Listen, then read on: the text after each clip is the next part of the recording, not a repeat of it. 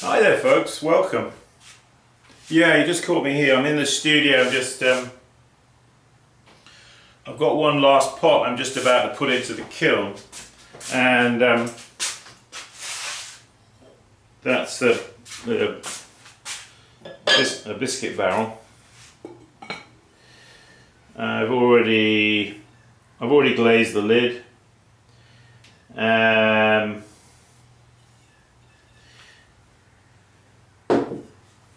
Always a good idea, you know, when you're going to go about doing some glazing, just think it through a little bit, what your movements and your actions are going to be.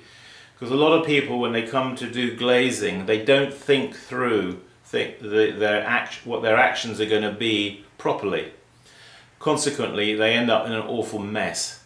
So to avoid mess, it's really a good idea just to think through a few things, a few basic steps. So this was a lid that went on the biscuit barrel that I poured some glaze around on the inside. I didn't need to wax it, okay, because I just simply poured the glaze in like that and just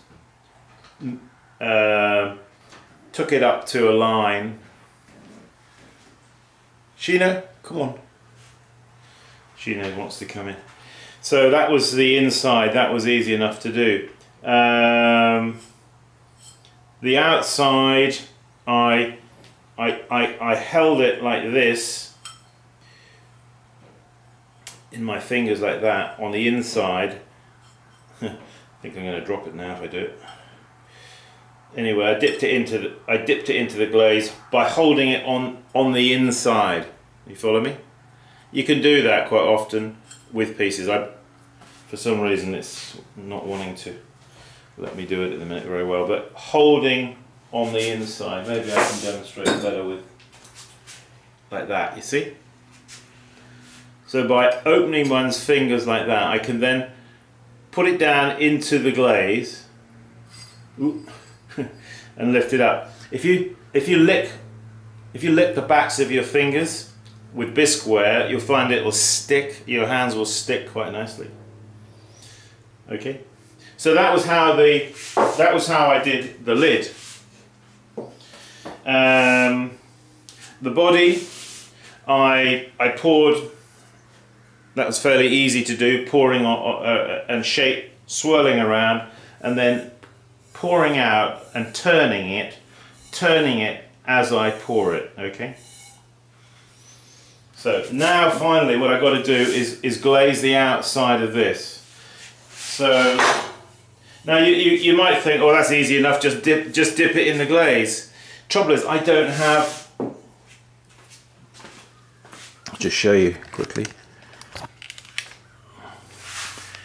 You see, there's my glaze. I've got I don't know how much I've got. I've got something like four inches of glaze in the bottom of that bucket. And I know that somebody might say, oh well, Simon, just mix up some more glaze. But you know what? When you're in the middle of making and producing and trying to pack the kiln, and you think, oh, now I've got to mix up another batch of glaze. Well, no, it's not convenient for me to do that right now, because I've got to get on and get this.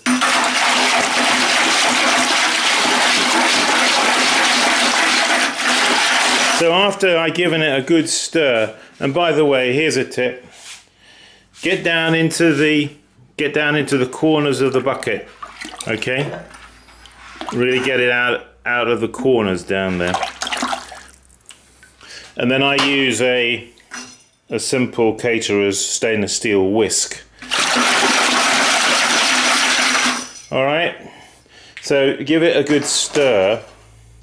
So I'm going to show you now. I was just doing this, you see, and I thought, oh, crumbs, it means I've got to make another video. No, it wasn't like that. I thought, that'd be a nice little, to show people how, you know, as I say, think things through a bit. Okay, so first of all, let's get a full jug of mixed glaze, and I'm going to put it there. Okay, I've got these two rules. This was one long rule, but I cut it in two. I've got lots of these. They're useful. Home Depot or somewhere like that. Put them on the top there. Make sure they're clean, okay? Next thing we're going to do is we're going to take a banding wheel, which we've also washed off, made sure it's clean. Put that on top of there. Now I've got these two little pieces of wood, which you're probably wondering what they are. I'll show you in a second. Okay, so let me show you this. The actual biscuit barrel or cookie jar, I have in this case waxed the gallery here, okay? And just over the top there. And I've also waxed the foot. I think you can see a bit of wax shininess there. Okay? So, let's see. So my plan is to put that on top of there. Now, the reason, if I were to put it directly on there like that, what I'm going to do is, you see, I'm going to pour glaze all around, down the sides here. The glaze would just make a big puddle around here. So to avoid that, I'm putting these guys. These are just some pieces of wood I happen to find in the studio, which I think are going to do the job. Again, improvise, all right? We're potters. To learn to improvise. Okay, so there it is. So what I have to do now is take my glaze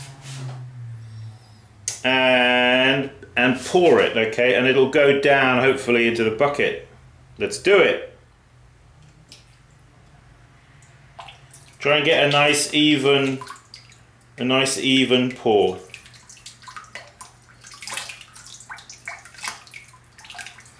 And I'm going to go around a second time.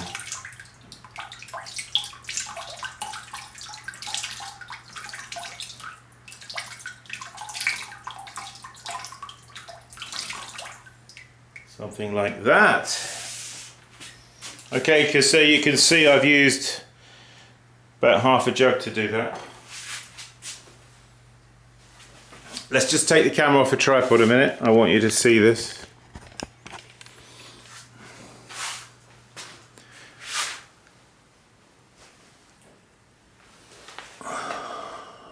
Alright, so you can see it's raised up there.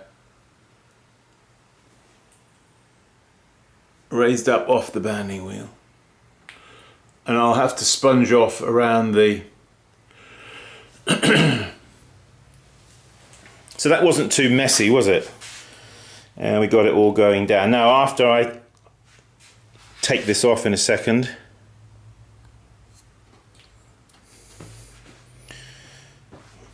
now you see what I did there? I went like that to try and get it off. Actually, probably wasn't a good idea. What I should have done is sponged it, because you can see it's left a dribble. All right, down the side. A dribble is extra thickness. Just have to think about those things. It's not a big deal, because what I'll do is I'll just lightly rub that with my finger, and that'll be okay.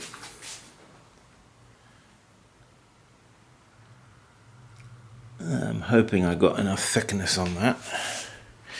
Very much, you see, with glaze application is it's especially if you're doing something like this, which is on a fluted design, is you wanting to get the correct thickness. I mean, of course, you want to start off with the glaze at the right thickness to start with, which I did. I already had that because I was using it yesterday. And then you see you might have different glaze thicknesses for different applications, for different glazes, to get different qualities that you might like, you see. What I like may not be what you like, so I have to get it as I want it. Okay folks, that's it. I just wanted to show you that. And a lot of glazing does involve... Okay, I'm taking him off there now. while we're still here. And while we're still here, before this, I'm just going to do a little bit of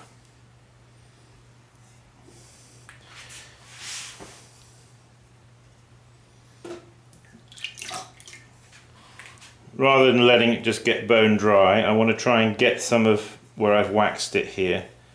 Just try and get that. It's a little bit easier to do it now than waiting until it's completely bone dry, if you know what I mean, the cleanup. Yes, I don't like doing cleanup, I must say. But it's something, that's just a job you have to do, isn't it, with glazing.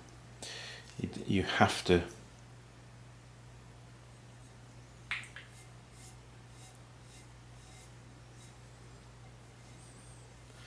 So be very careful here, cleaning it back to a line, and I don't want to clean it back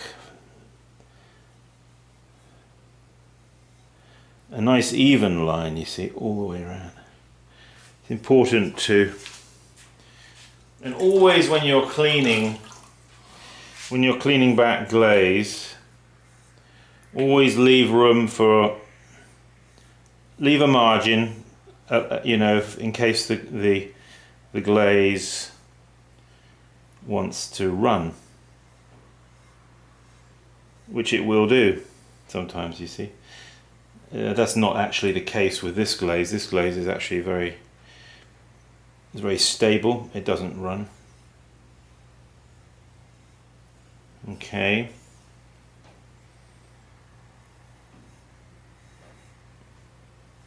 So I think I've cleaned that okay. Let me just, the lid, let me just wipe that just to make sure. I think I did clean this, but I just want to make sure. Okay, have a small sponge like this and a little container of water, and clean the sponge regularly. Okay, now I'm going to put that on there. Let's have a look.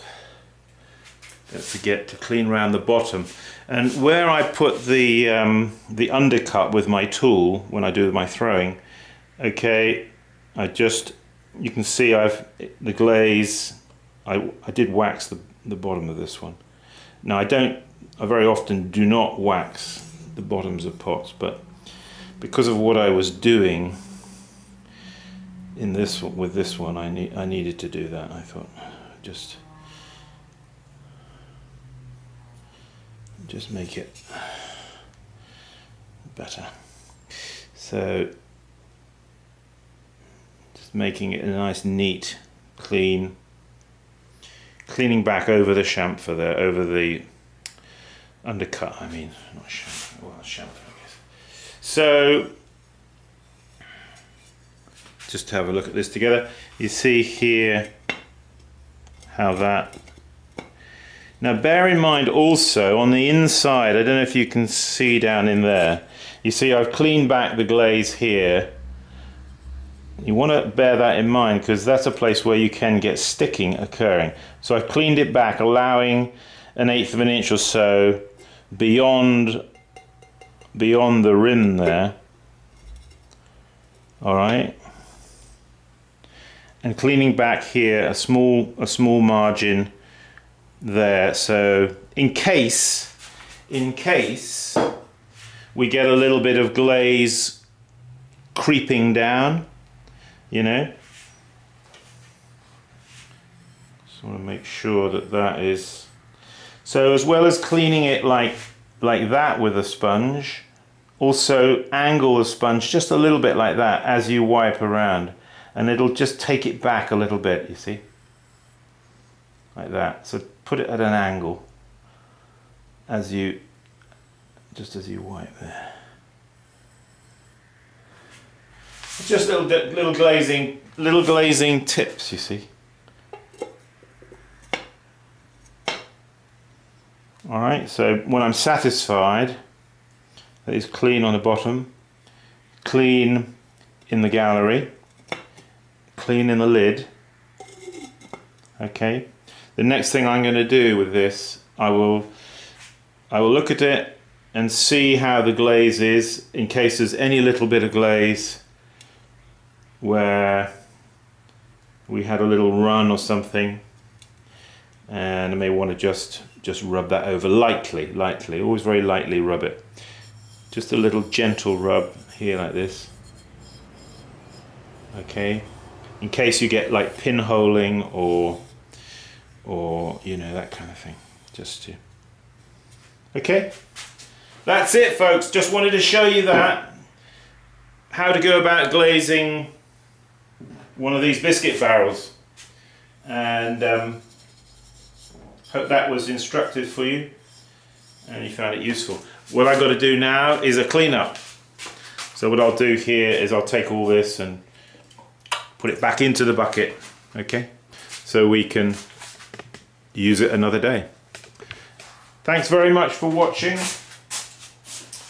21st of July 2017, and yeah, I've got to get this pot now into the kiln, and then we're going to light the kiln, and I've got a raw firing, so I'll be doing a kiln opening video. I don't know exactly when it'll be. Tomorrow, maybe. It might be tomorrow. I've got a workshop there tomorrow, over the weekend, so we'll see.